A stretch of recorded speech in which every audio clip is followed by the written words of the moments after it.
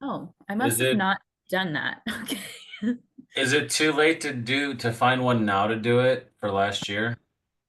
Um, Because I've it'll kind be of hard. left the ball on that one.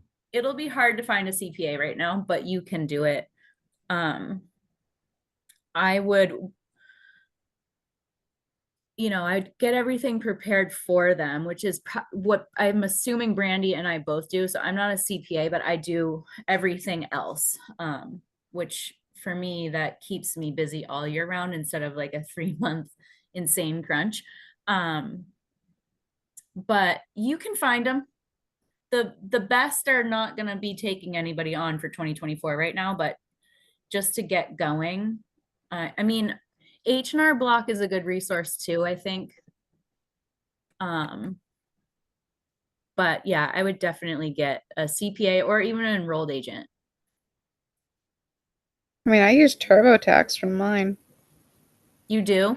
Yeah, and it's like 750. And I got back, quite a bit still, even though I only had mine going for 2 months. Yeah. I mean, my only concern with TurboTax as an entrepreneur is I don't do my own taxes. So, I can't say for certain, but with with a balance sheet, assets, liabilities, things like that, um, itemized deductions are pretty straightforward if you feel confident in doing it yourself. But when you have a more complex return with, a Schedule C, which is your entrepreneur, your business, you know, other investments you may have, you've got healthcare, you've got mortgage interest, and all of these different moving parts. Um, I don't know. I mean, it's yourself best. So if you feel confident doing that, do it. That would scare me. I will say when I met with a business law attorney, they suggested that as an entrepreneur that you don't do your own taxes as well. Yeah, I Um, would not. yeah, strictly for the liability purposes because you think you're doing something right and then you're actually not. I will tell you that lawyers love to scare you too. So like because That's the true. more afraid you are, the more money they make. So a grain of salt with it all, right? But like lawyers will way overcomplicate a very easy situation. Right. But you're dealing with people's lives, so probably best to keep that going. Um, There's also a difference between a tax preparer and a tax advocate that works on your behalf. yes, Yeah, the yes. H&R blocks and the TurboTax, those are tax preparers, but they Mhm. don't know, they're not going to work with you for the intricacies of being a business owner. So that's why well, in with self-interest involved, I advocate everybody have a bookkeeper of some kind, ideally with experience. Um, Someone who at minimum, like, I have a wide range of clients, right? I have some clients that I help a couple times a week, some that I help once a week, monthly, semi-annually, annually. It depends on the size of the business. Some people I just take on and we'll do screen share and I'll teach them how to do it and what to look for. And like my goal, I approach accounting in primarily there's two objectives I see. One is business analytics, like where's your money going? How are you making money? How can you start using that data to develop? And then CPAs and tax preparers are really only looking at it for one goal, and that's to file your taxes. And they're not going to help you find expenses that are missing. They're going to plug in the numbers and spit one out back to you. So actually, on that note, I have a spreadsheet that I'll send out after the call that has a list of suggested places to look for expenses, places that are often overlooked, um, and just like common places that are missed that I see with my clients or new clients or what have you. Um, Karen said something in the comments. I just started my business and this year will be my first time doing taxes for it. I don't know if I have to go with an expert or do it on TurboTax because I don't know what to deduct from it. Okay, so first of all, Karen, I'll send you that list. So you should definitely, whether you're using a professional tax preparer or not, you should get your expenses and your income organized beforehand. A CPA is going to charge you a ton of money to organize it on your behalf. And again, they're not going to be like, oh, what about this? Oh, what about this? What about this? So, I mean, I've had clients come with like plastic grocery bags of receipts, which is great. It's a start.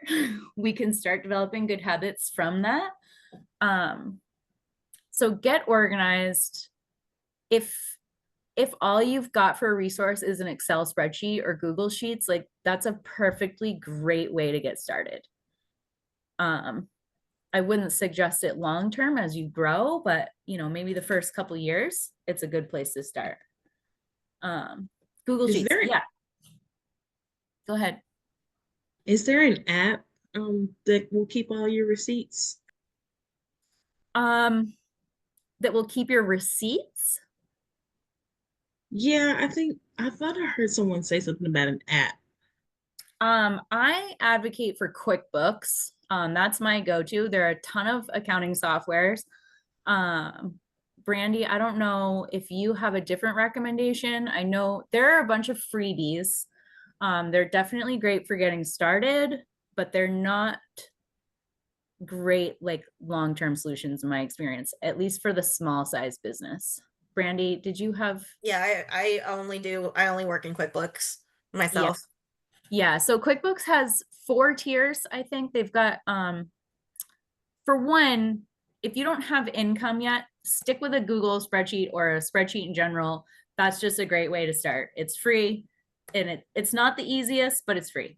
And then QuickBooks Simple Start is like $10 a month, I think. And that's just like accounting on a cash basis. You can snap in with your phone receipts, but mostly the ideal situation there is that it connects to your bank account. So you don't even need the receipts. Like you can keep those somewhere or not at all, in my opinion. I mean, the bank statements will track that unless they're cash.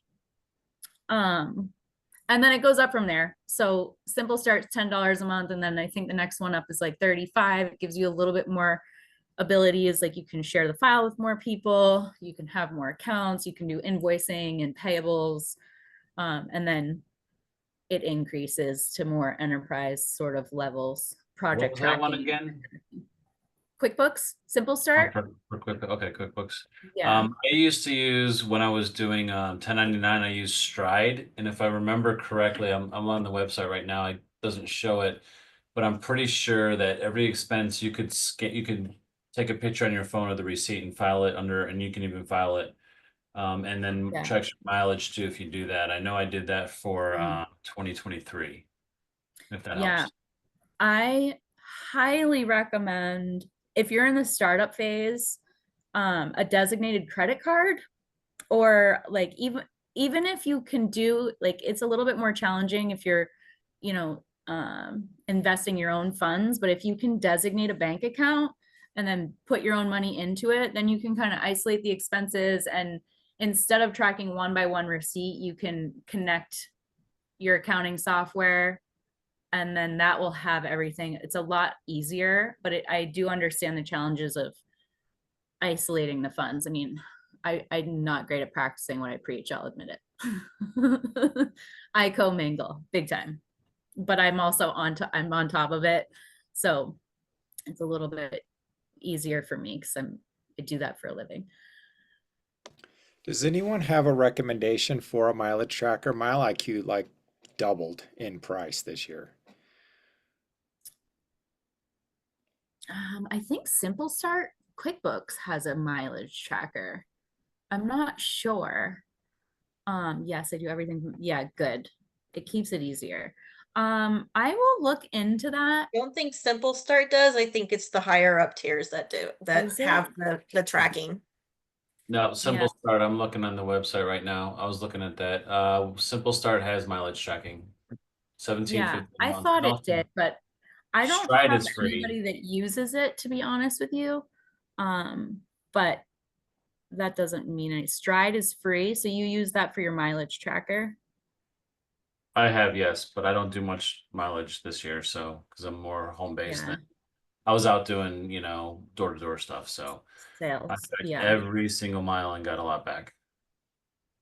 yeah, yeah. I don't do mileage. I do auto expenses, fuel, and stuff like my repairs and maintenance. I just feel like I get a lot more out of it. But that's not right for everybody. Everybody's situation is different. That goes back to the balance sheet tracking too, with the asset and the liability stuff. Any other questions? I love this stuff, so nothing is too challenging, and if I don't know the answer, I'll admit it. I was curious when you were responding to Carla earlier, you had said because there was no revenue, like Mhm. focus on startup costs, but you said it was a little different if you had some revenue. So if I had very minimal revenue with a startup year, how would I be looking at the categories differently? Well, so was it Carla? Yes, because you might, I don't know, you're more service-based business, she's service-based, but she Mhm. might have actual like equipment inventory more. I'm not sure. I'm just assuming based on verticals. Oh no, I'm just full service. Service. Oh, Equipment would be just like brochures and business cards and okay. folders. Yeah, okay. Marketing and stuff like that. So I would allocate, I mean, I make those calls on a transaction by transaction basis for one. Like if you have direct costs, like cost of goods sold, for example, um, I would move well, let me rewind. So let's look at 12 months of the year. This is really like an individualized, I would make a custom call on this.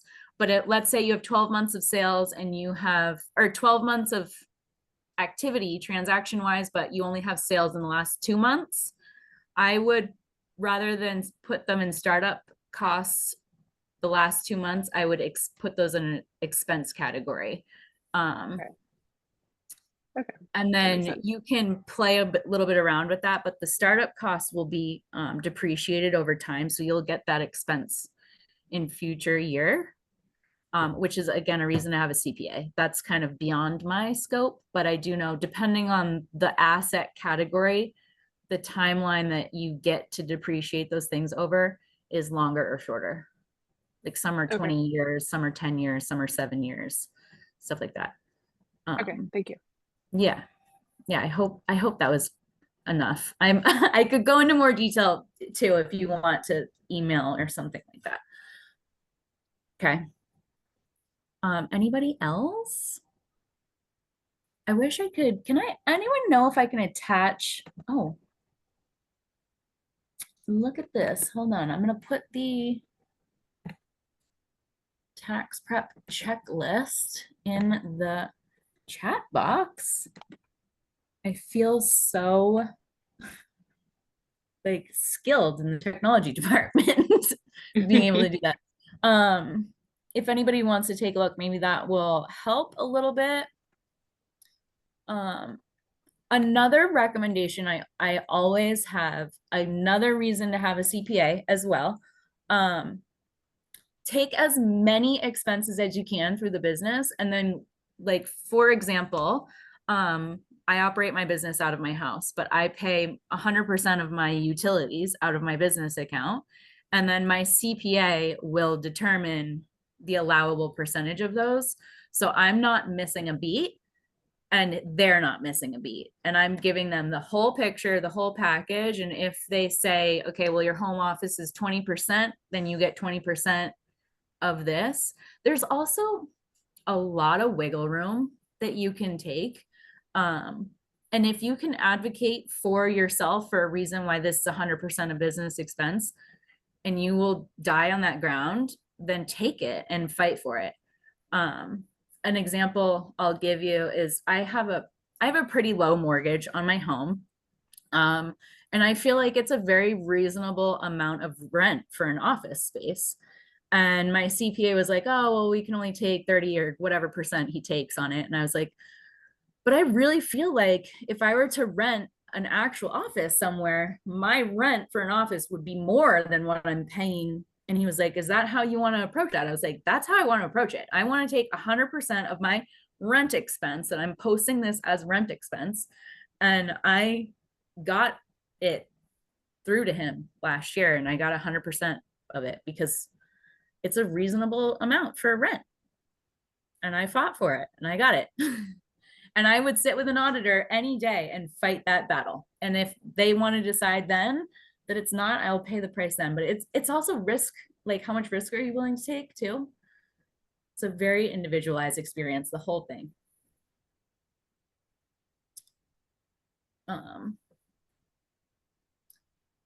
Did anybody get a chance to take a look at that? Have any questions? Oh, I don't think I really have Excel on my computer. They use G Sheets.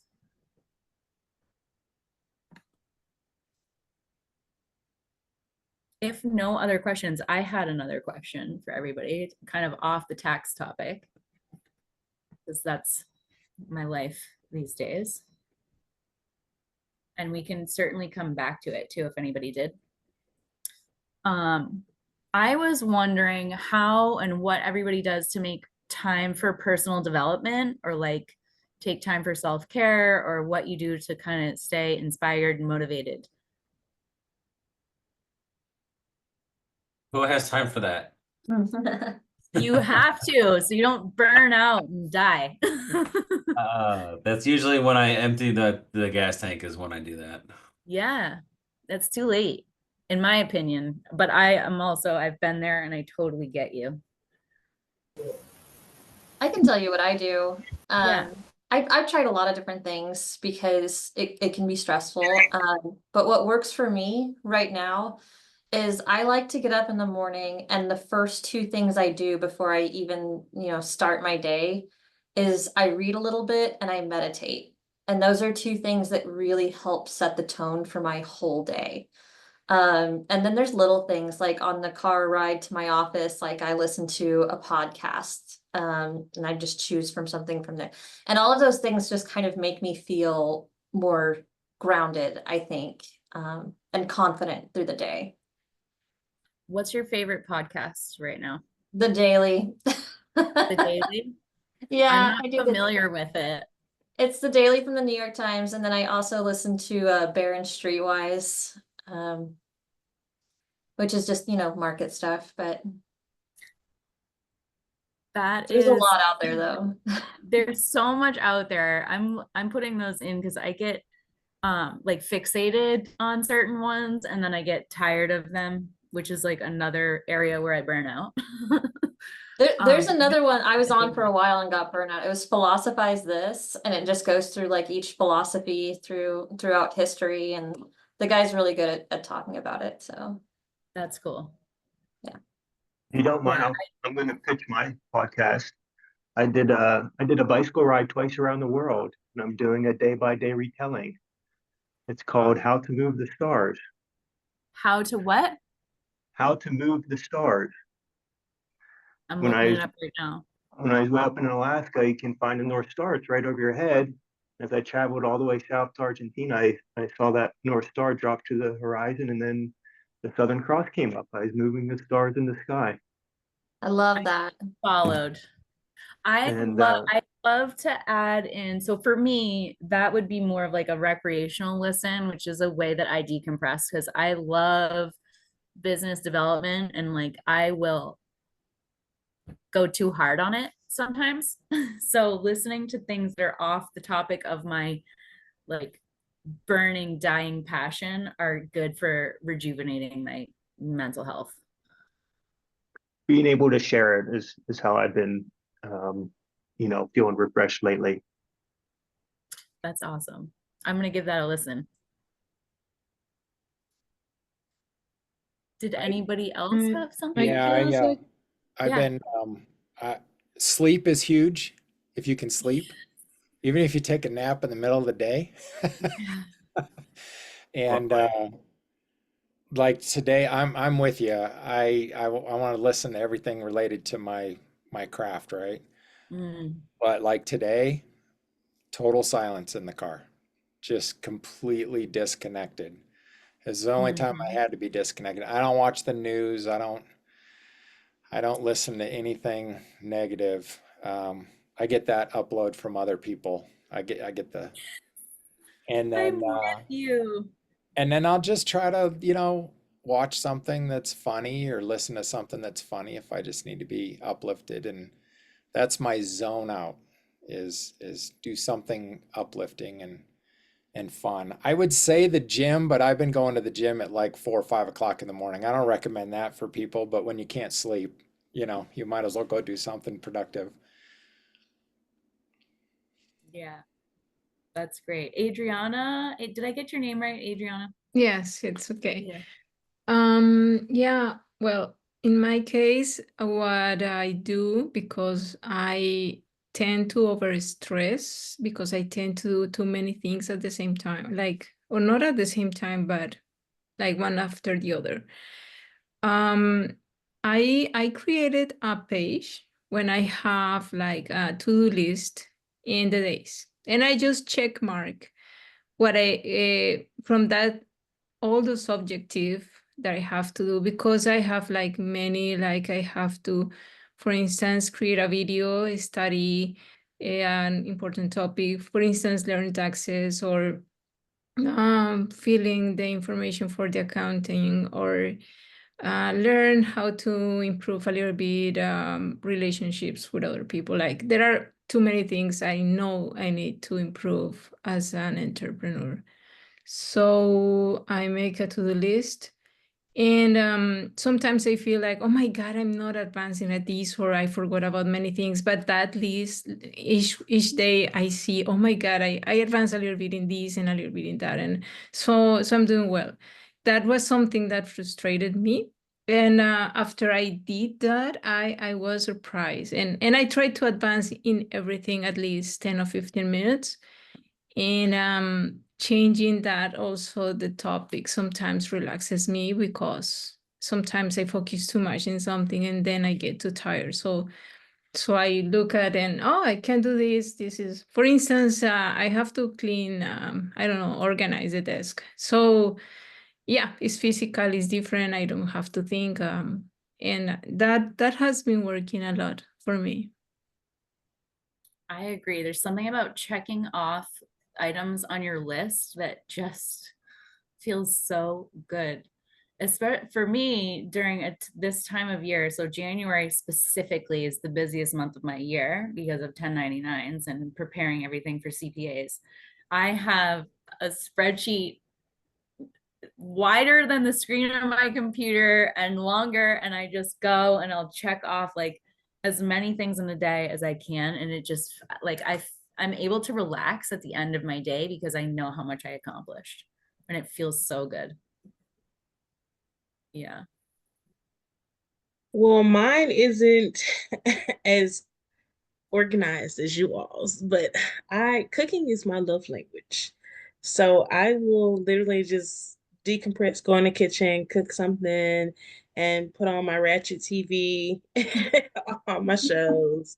And that's how I get away from my stress. And I would intentionally block off my Saturday mornings just for me.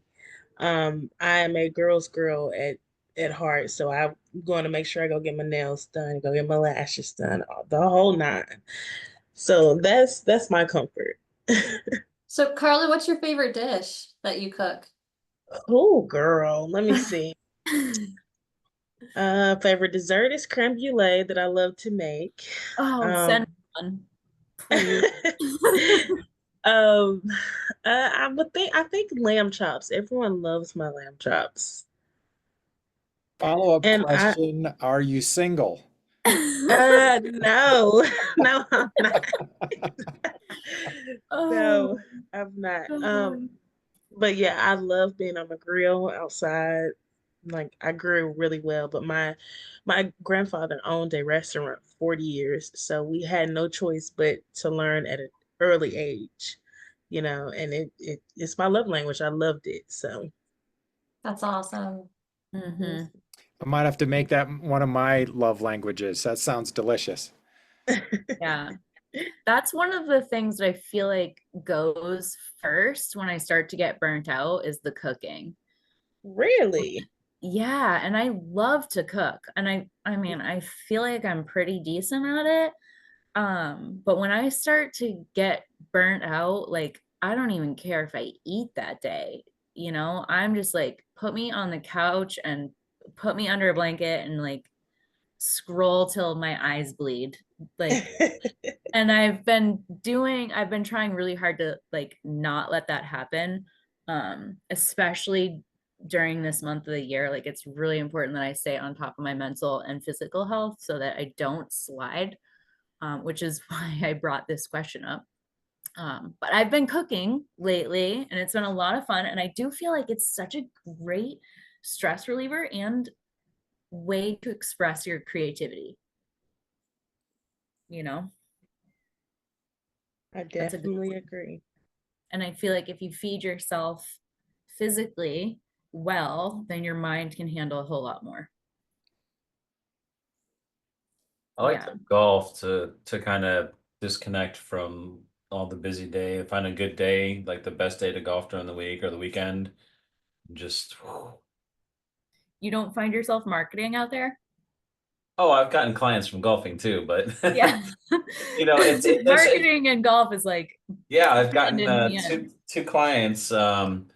It's just it's not so stressful. It's more organic if I find a client out there. But sometimes I go with my friends and just being out there cutting up and not worrying about what I have to do. I just block that time off. Like, okay, this is the day that I'm not scheduling anything going on.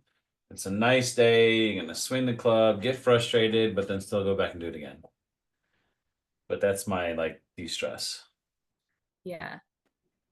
I feel like when you're in a good mental state too, and you're carefree and stress free, like golfing is a good example of this. You're able to sell yourself and feel good about what you do and get clients so much easier when you're feeling good. That So it's golfing no is huge. surprise. Golfing is huge for financial advisors. You would not believe how many different people you meet out there. Oh, I don't doubt it. And it's not so much like a cold call or no pressure. You just strike up conversation. Like the first client I got, we're talking about, well, what do you guys do? I'm a firefighter. What do you do? I'm a shitty business owner. I'm like, that's my guy right there.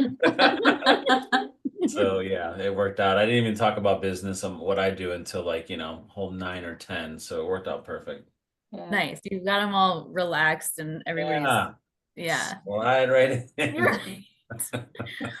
Perfect sales technique right there. Oh, that's awesome. Um, who else? Who else has fun things that they do? I there's a like adult sports rec league here, and I do kickball in the spring and in the fall. And it's just like there's different levels of competitiveness. You can be super social or on a really competitive team. I'm always somewhere in the middle, and it's like maybe we'll practice once a week, maybe we won't.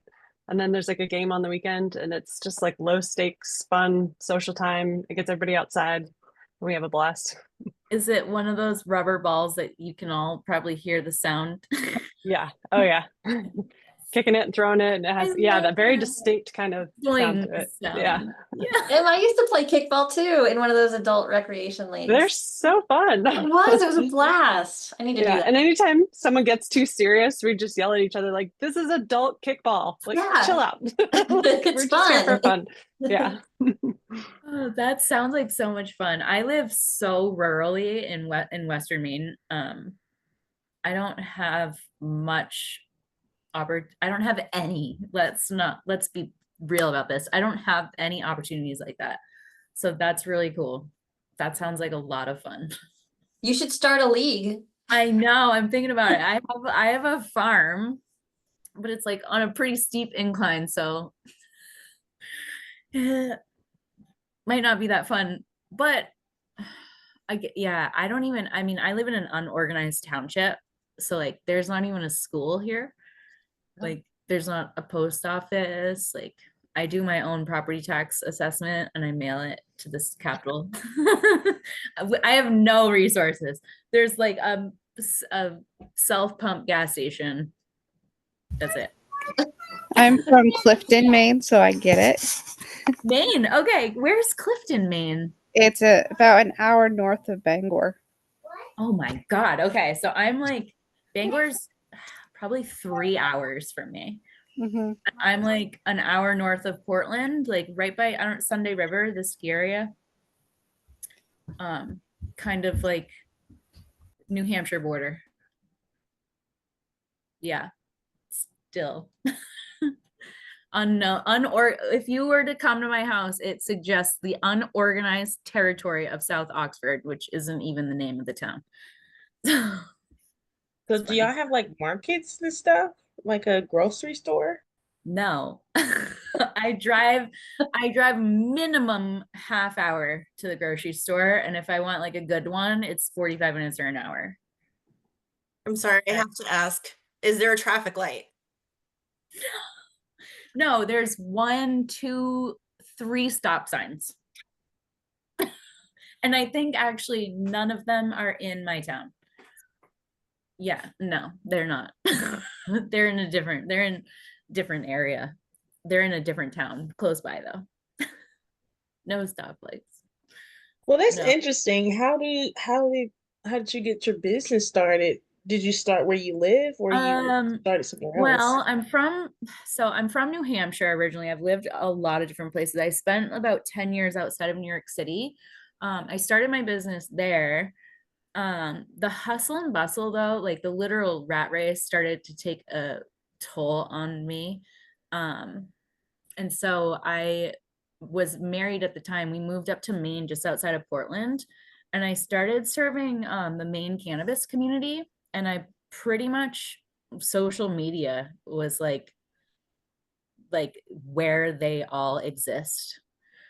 So it took off pretty quickly back in, I mean, that was 2018 when I moved up here. But I've been in business since 2015. So I had a few clients that stuck with me when I moved up here from New Jersey and a few that didn't. But I made the sacrifice for the lifestyle. And then a few years living here, I just wanted even less human like traffic, physical traffic in the grocery store and on the roads. Like, so I have a farm, small self-sustaining farm. It's just me and my chickens and my cats and my dog, and we live a quiet life. And but I do, like, I've been doing these, I do this every week. If anyone wants to come back, it'll be up on Eventbrite again, and I'm doing it every Thursday. And I'm trying to actually, one of the goals is to launch like a monthly membership community where it's, a lot of this kind of thing, but more in depth and specific topics and highlighted professionals, and just kind of just a community where we can come together and build upon each other's skills and passions and stuff like that. Like one of But those membership groups where like everyone can give like their keynote speech at different times or like yes, or their elevator pitch or whatever it is. Yeah, that's exactly. I mean, even just like one elevator pitch session, and then like so everybody goes around. I mean, limitless possibilities to like build relationships and build your business with a community who also has the same lifestyles and goals and issues. And yeah, that's where this is all headed eventually. But I don't think these little weekly meetups will stop. They're too much fun for a rural Mainer up here. So do you do the yoga one too? Isn't there like I just started that. So I got my yoga teacher certification like a year ago, and I have not used it. And I'm like, I would love to do an in-person class around here, but there's nowhere. There's not even a venue. I mean, I could do it on my property, but it's winter time and it sucks here in the winter time, just honestly. But yeah, so I just want to start doing a little bit more yoga. I'm trying to yoga is a way that I decompress, and I have fallen out of my practice. So I'm trying to kind of habit stack that into my week. So like Thursdays, actually before this, I did a little bit of yoga, and then I'm trying to kind of stack it on Saturday mornings with another version of this. So Good idea. trying it out. Yeah. Two My, things at my, once. my electronic version of kickball, I guess. The digital life. Yeah. Have you guys tried Alignable yet? A little bit years ago. I forgot all about that, actually. What is it? Alignable. It's another networking type group No, I haven't even heard of page. it. Can I you spell it recently for me? did it, and I got like it's very steady networking groups that I've been sucked into, and it's very good to see a lot of random people. I think I'm getting to it right now. I'll put it in the chat. Yep. Yeah, you know what? I used to not be active on here, but I used to use it. But how do I get back to the chat? Oh, there it is. Okay. When I first came up to Maine and I started marketing to the cannabis community, I couldn't even handle the growth that was going on in my business. It was just so much, so fast. And this last year, I don't know if anybody's familiar with that industry, but pretty much nationwide, depending on the age of the market in the state, it's like such a sad place to be at this point. It's like market saturation, like all next to no understanding. They learn the hard way how to run and operate a legal, legitimate business, which is fun at first for someone like me who is very passionate about it. But the rules are always changing, and then there's these I'm trying to come up with like a good word for it. The industry people call them MSOs. They're multi-state operators, but they're like undercover big pharma that are coming in and literally buying up human beings, putting them on salaries, and then flooding the market, driving prices right down. And then people like the good people who founded the industry, in the black market ways, they can't survive it. And it's like really sad thing to watch, especially the post-COVID world. People had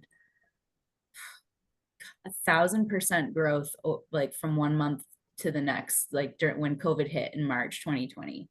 And then like the price per pound was like $4,500. Fast forward to January 2025, and the price per pound is like $800 and $900, and the cost to grow it is like $2,000. And it's just so difficult to watch. And I'm here to stick it out with them, but I also want to get into a new, diversify my market a little bit. We had someone in the waiting room.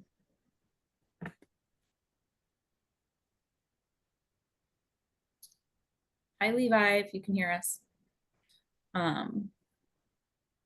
But yeah. Yeah, it's been an interesting process to watch. So I'm in Kansas City, Missouri, and we just went recreational not that long ago. Yeah. And I had friends in California that were growing. They were doing this like well before, the people They're here. the legacy is what they call them. Legacy growers. So we had somebody who version. decided so we have a friend who's like wheelchair bound and he has MS, and he decided he was going to start growing on like a larger scale. And my boyfriend got, his medical card, and this guy got registered as his pharmacist, and they just go back and forth with each other most of the time in how they do it, because it's just cheaper and it supports this other guy who is trying to do it. So I could talk about this for days. It's been an absolute honor to be part of an emerging industry. Like, I just feel like what a rare experience as a human being on earth to be part of something that is like going from an illegal black market to the white market, as they're calling it. And to be able to shape industry expectations and be a part of that. It's been so much fun, but at some point in time, it gets so exhausting because it just never ends. And then now Maine is at the point where it's like the corruption is just, it's so unfair. Yeah. It's so unfair. These people have put their blood, sweat, and tears, and then just these billion-trillion-dollar industries are coming in and destroying it. The age-old story. The age-old story, which anybody who has been in a normal marketplace knows that, knows that experience, could have seen that coming from a million miles away. But these people had no idea that, okay, I sold 100 pounds last year. Let me grow 200 pounds because since I sold 100, I can definitely sell 200. That's not how it works. Basic supply and demand is, no matter what industry you're in, it's in effect, So it's still changing. We'll see. Yeah. There's time. There's time. It will even out. And there will always be the mom and pop, and there will always be the big, the Walmart and the convenience store levels of things. So the Walmart is like the first thing you think of when you think of like my brain is really thinking like Marlboro cigarettes or yeah. Pfizer, because that's like truly who's they're secretly competing with. Or like Budweiser and like, some little Maine brewery that everybody loves. That is the good stuff. And then the quantity versus quality sort of situation. Levi, I know you're new. I don't know if you want to take a moment to introduce yourself. Tell us what you do, if you're still here.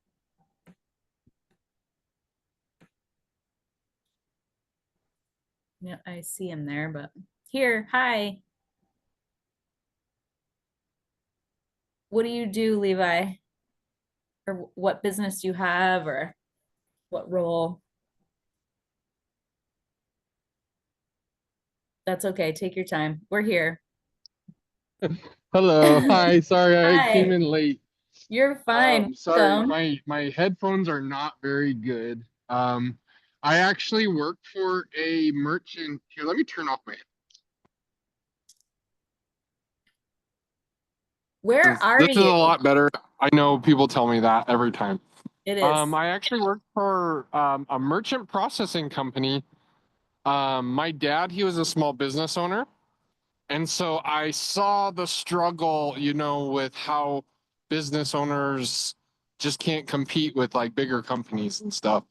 And so I'm really passionate about what I get to do because my company actually offers 0% interest on all credit card or debit card transactions. So that gives a homeowner or a small business owner 3 to 4% profit back into their pocket or to reinvest in their business at the end of the year. Those So and I those can love what be I get to big do. numbers. That can be big numbers. I just put a financial statement together for what I consider like a pretty small business, $16,000 a year on just one of this person's 3 entities. I'm like, is this right? He's like, yeah, Yeah, great. it's crazy because I mean, like Crazy. I just got to help a small business owner, and he's saving about almost $7,000 a year now, working with us, just eliminating those fees. So it's Mhm. really rewarding, and I actually did physical therapy for like almost 8 years, and I got out of healthcare because it kind of got to the point where it's more about how many people you can see and how much money you can make. And I was like, no, like I went to school to help people. So my dad thought I was crazy. Like, what are you doing? I'm like, I don't feel okay. Like I actually want to help people. I don't want to rip people off. So um yeah, that's kind of what I do. And I originally from Nebraska, but I moved to El Paso, Texas about 6 months ago, and I'm loving it here. So that's where you are because your background looks amazing, whatever it is. It's nice. It's like funny because I'm used to Nebraska where blizzards and it's like 44 and I'm all bundled up.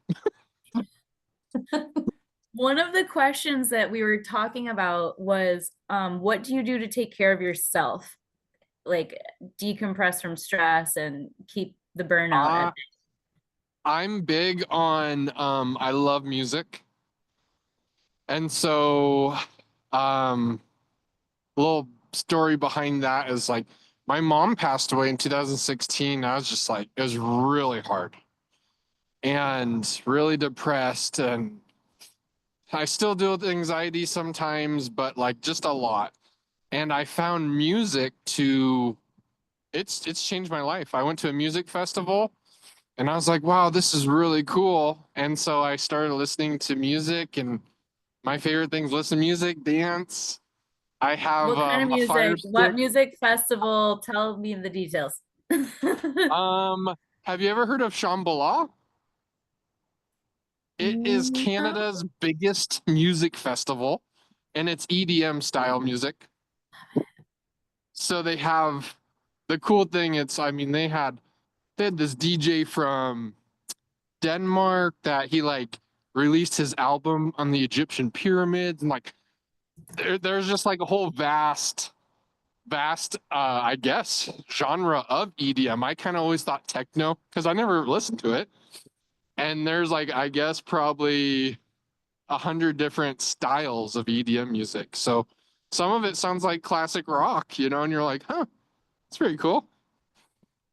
I love EDM. Not like enough to know It's about fun. the subcategories, but yeah. I That's actually awesome. try and make music now. Like, I mean, I do make music, but it's more of a hobby, but it'd be cool to actually do it. And I don't know, maybe that'd be a fun career to get into. I just looked that up. July 25th to the 28th, 2025. On my birthday. It started Oh, on my birthday, so it's cool. I actually went to the pyramids this past year. Travel is another big, great decompressor of life. Really? Yeah. I I've had had one like that extreme stuff. claustrophobia and could not handle it. I got inside. It was probably 140 degrees out. People were coming out the same way they were going in, and like the tunnel, I'm 5'2", and like I was hunched right over. It's probably maybe just over 3 feet high by 3 feet wide, and like pretty steep incline. And I was like, this is not for me, man. I do not need to be experiencing trauma just to get this experience, like getting out now, sweating, Yeah. clothes sticking to me. But still, Well, what that's an fun for me. experience. Like Shambhala's like 30, 40,000 people. And that was a cool experience. But I like kind of the smaller ones where it's like 10 to 20. There's space. You're not in everybody's space everywhere you go, because I have the same issue, claustrophobia. Yeah. Ugh. I There's have to hop here in a second, but I'm gonna put my contact information in here in case anybody wants to chat or something at a later date or connect on, LinkedIn or whatever else is available. Is that yes, okay? please do, of course. And if you have LinkedIn ready to go, share that too. Yes. See. I don't use LinkedIn so much, but I'm on Instagram for my business mostly.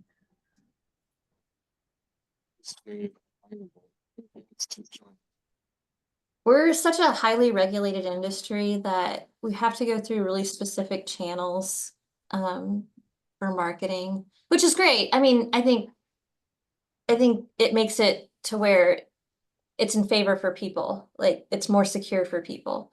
Yeah. But all right, let me send this to. All right, here, I'm gonna send this stuff. If you guys want to find me on LinkedIn, feel free. Yeah. That's I'm my getting website, in. office cell, and email. It was really nice to meet all of you guys. I will probably come to another one of these, so. I'd be so happy to have you. All right, thanks, bye guys. Bye. Bye-bye. See you soon.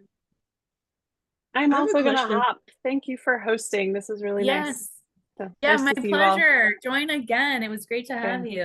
Thank you. Yeah. Yeah, I Yeah, have to Bryn- go as well. I have another meeting. So Yeah, good, good. the Well, next I'm week. glad.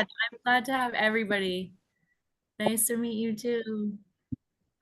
I have a question for everyone really quick.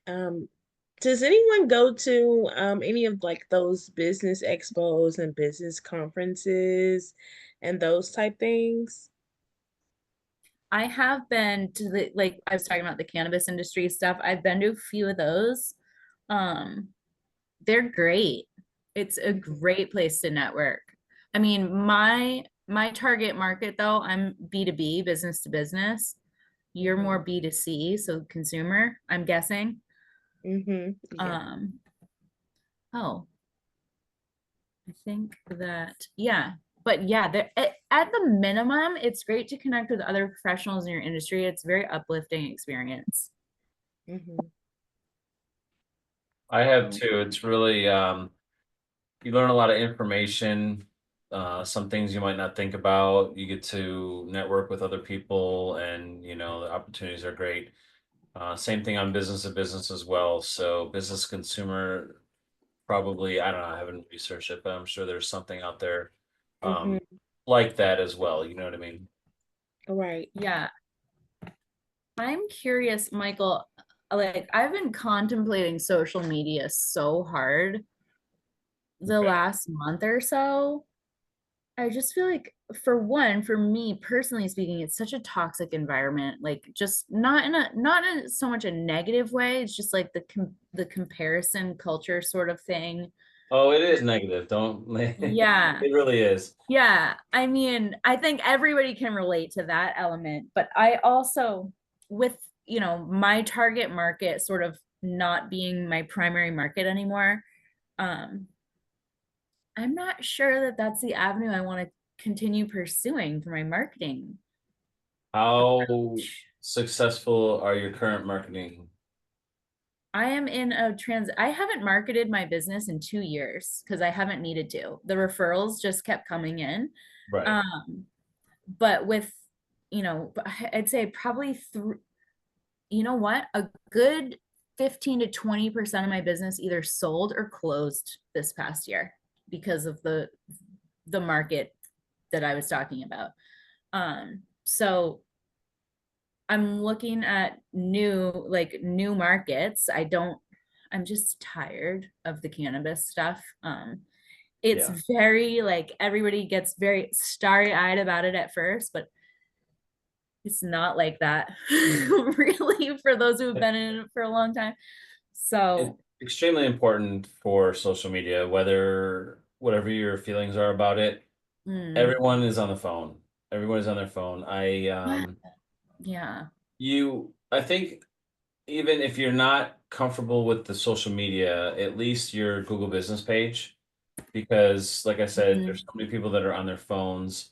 What comes up first when you're searching for something is those sponsored ads, which is the Google pay-per-click, and then the next are the three map packs in the top three. Then you go organic, and in organic you're going to find your socials as well. So that's yeah, what I would say. Top three is what you would start if you really want to avoid the social media. Then you've got those sponsored ads, and then even Facebook ads. You don't even have to be on Facebook. You can, one of my services is posting for you. You don't really have to do anything. We can run and post for you. That way you have your online presence, you run the ads, and then people, fill out a form, and then you don't even really have to deal with the social media if you don't want to. But I think yeah, it is extremely important depending on what your target audience is. So I would say like business to business, I think more of sponsored ads, because most of those people that are looking for your service as a business to a business, they're going to be on their computer at work doing that. If you're looking to yeah. sell a service or sell a certain product, most likely the Facebook ads. Yeah, I'm thinking so two markets I want to be going after. I mean, you don't have to get into details, but contractors, construction. Mhm. Um, I love it. I love what I do. Okay, I know not everybody can relate to that. But construction just has some like really challenging elements to the accounting that are most industries don't face. And it's like the progress billing, like tracking where you're at in phase and profitability per project, et cetera. Um, And then more of like just the general service-based business, because that's pretty easy, but I like the strategy element to it. Right. Yeah, I do a lot of service based because obviously those jobs are more profitable, you know, Yeah, besides some of the other service industries. So yeah. Yeah, the contractors, I'm actually thinking I'm gonna go print ad, there you because go. I don't know. I mean, I haven't tried to target them on socials yet. So I don't know. I don't know if they're even out there. But But yeah, I would say if you're wanting to grow and you're wanting to get some more clients, or like you said, shift into that, definitely do the Google pay per click yeah, or I the hadn't even thought of that. the Google Now's a business great time profile. for that.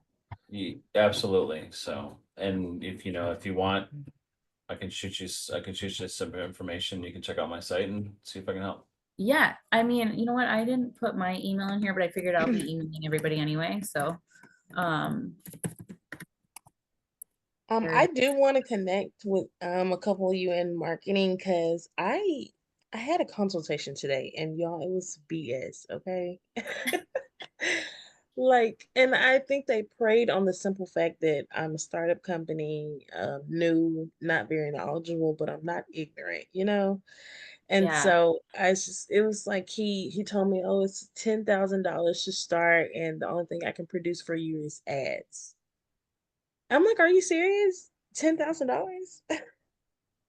Michael can probably elaborate some more on that, but that's not uncommon, I don't think. That's way, way high. You mean like ads for your business? Is that like Yes. Google? So what he told me was he was going to run audio target marketing.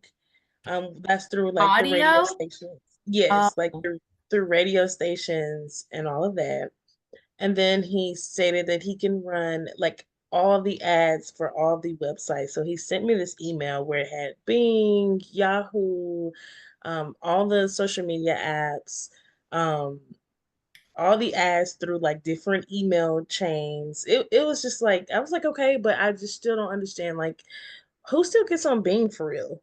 Like, Yeah, I would say I would not drop that much money on that. Start small, yeah, start building up, do one, you know, do a low budget and just see like what I do is, you know, I do an in-depth research of the company, find out what they want, what they sell, who their target is, and you know, it's kind of I'm offering consulting now, but I've been doing it for my clients for like last year and a half. mhm, You got to find exactly who's looking for it. The searches, like, I'm sorry, but I'm actually was doing a research for a meeting tomorrow.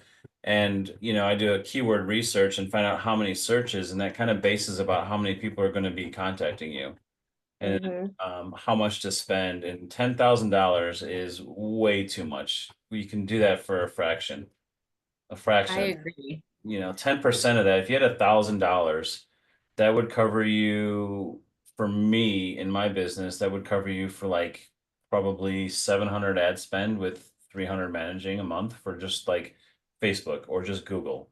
You know what I mean? mhm. And 800 a month for an ad spend is really good depending on what niche that is. Right. So Yeah. yeah, I would please don't go with that 10,000. When Radio, I who listens to had radio anymore either too? my ex-husband used to be in sales, and one of the companies he worked for at the time was a tech startup, and they did social media marketing as like a, I think they were way too diversified, but the 10K was like for an influencer to post. It was ridiculous. I mean, but I don't see what real world startup is going to drop 10K on like a single post unless you've got mega investors and you're looking to become like a multi-million dollar company. You know, there's that market too.